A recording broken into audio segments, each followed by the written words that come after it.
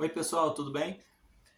Bem-vindo aí ao canal do Correia Lima, tá? Sejam bem-vindos. Se você é a primeira vez, peço que se inscreva, né? Dê o seu like se você gostar do vídeo e também se puder compartilha aí para ter mais inscrito no canal, né? Para a gente conseguir levar mais conteúdo parecido com esse aí para as pessoas, tá? Então hoje nós vamos falar sobre aditivos sucessivos, né? A parte da margem do acréscimo e supressão, como é que funciona. Lembrando que esse vídeo é informativo, aconselho sempre uma assessoria do seu advogado, do seu assessor jurídico, né, se você trabalhar para alguma instituição pública. Então vamos lá. Uma dúvida que apareceu bastante aí para mim, né, para outras pessoas também, foi a questão de margem de acréscimo e supressão e como funciona isso quando tem aditivos sucessivos. Eu tinha um vídeo aqui no canal sobre aditivo, eu vou fazer um novo, né? Eu tive que retirar problemas administrativos, mas a gente deve sair com um novo sobre como fazer o seu aditivo, né? A legislação sobre isso e tal. Então, o que seria? Primeiro, assim, o meu entendimento é que os aditivos sucessivos eles têm que englobar o anterior. Por que tem que englobar o anterior? Por causa do desconto complementar. Tá? Existe o desconto global, que é aquele desconto que é feito na proposta. Ele tem que ser mantido conforme a lei durante todos os aditivos. E no final, caso ele não seja mantido esse desconto global, é realizado um desconto complementar no aditivo, né, conforme o TCU determina, né, orienta. Então, o desconto complementar é interessante que na hora que você fizer o cálculo do aditivo, você coloca também as quantidades dos aditivos anteriores.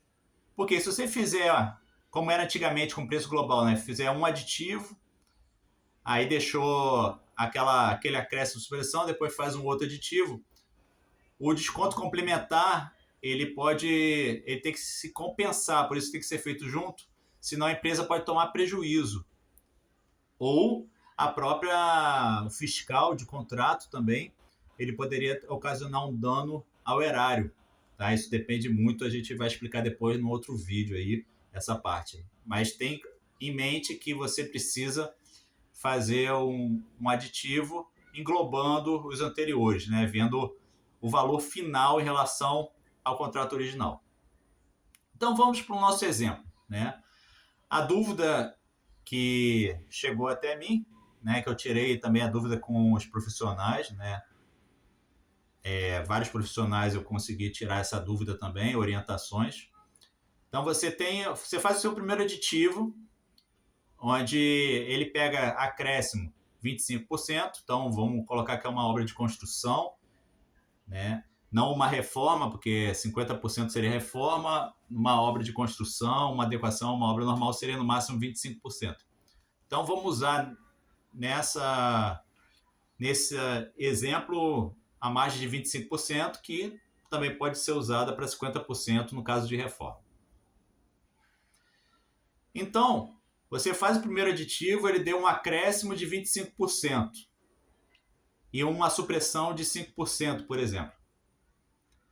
O que aconteceu? A empresa, você contratou a obra com o projeto executivo sendo realizado pela empresa, a empresa entregou o projeto executivo, você verificou a necessidade de serviços a mais que não estava previsto no seu orçamento original.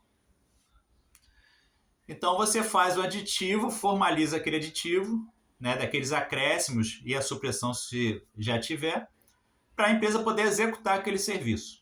Né? Então a empresa ela nunca pode executar sem um aditivo formalizado. Então isso é muito importante. Porque se você autorizar ela a executar para depois formalizar o aditivo, você estaria fazendo a inversão da despesa.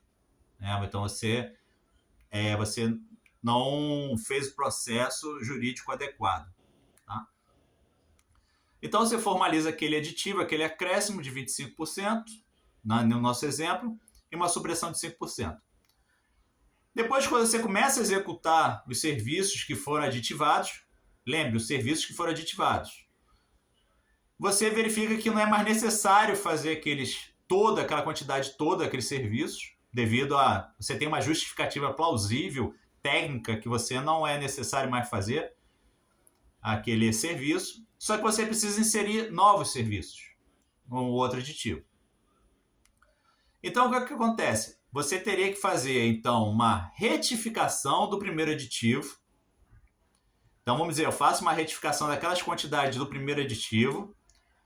Aí, o meu acréscimo, depois da retificação, ficou em 20% de acréscimo e 5% de supressão. Aí eu vou acrescentar os outros itens que estavam faltando, voltando para a margem de 25% e 5% de supressão. Tá?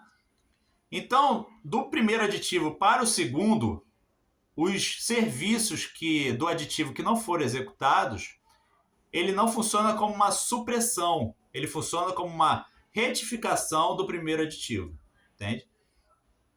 Por quê? A porcentagem final de acréscimo e supressão é relativo ao orçamento inicial, ao orçamento original do contrato, e não o orçamento mais o aditivo. Tá? Se fosse assim, você poderia aumentar a sua margem, então não é o caso. Então, o seu último aditivo, que engloba os anteriores, tá? Ele tem que... a porcentagem de acréscimo e supressão vai ser relativo ao orçamento inicial. Tá? Então, você pode fazer isso no próprio termo aditivo, no segundo termo aditivo. Basta a sua memória de cálculo, justificativas técnicas, mostrar os itens que estão sendo retificados do primeiro aditivo e colocar os itens que são novos, né, que estão sendo acrescentados no segundo termo aditivo.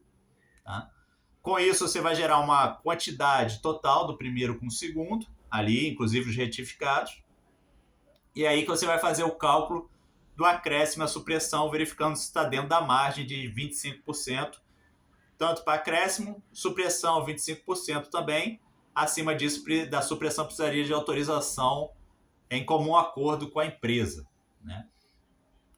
Então, por que esse ponto de vista jurídico? Primeiro, que tanto a Lei 866 como a nova lei, você, em relação ao orçamento original, ok? O seu aditivo.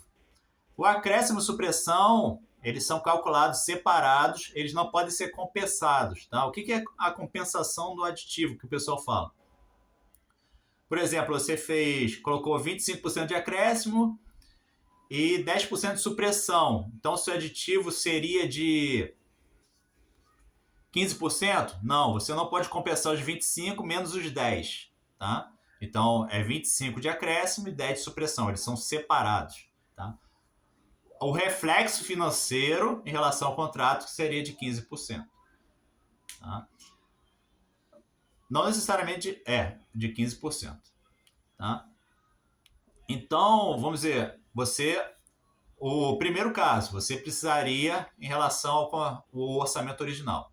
Tá? Segundo ponto de vista, que você só pode executar um serviço na obra após a formalização de aditivo. Então, você não poderia fazer a obra toda e chegar no final e montar um aditivo final, as quantidades finais que foram realizadas.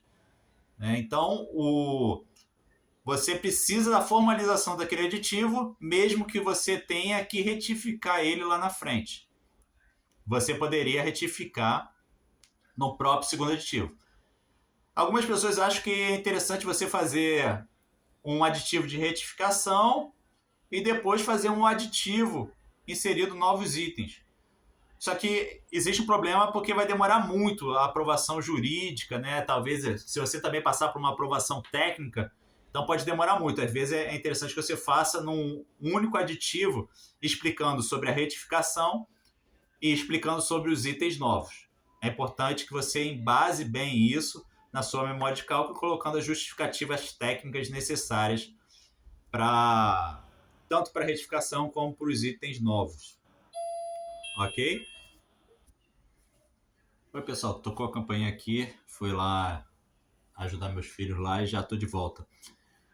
Então, como é que você botaria no aditivo, né?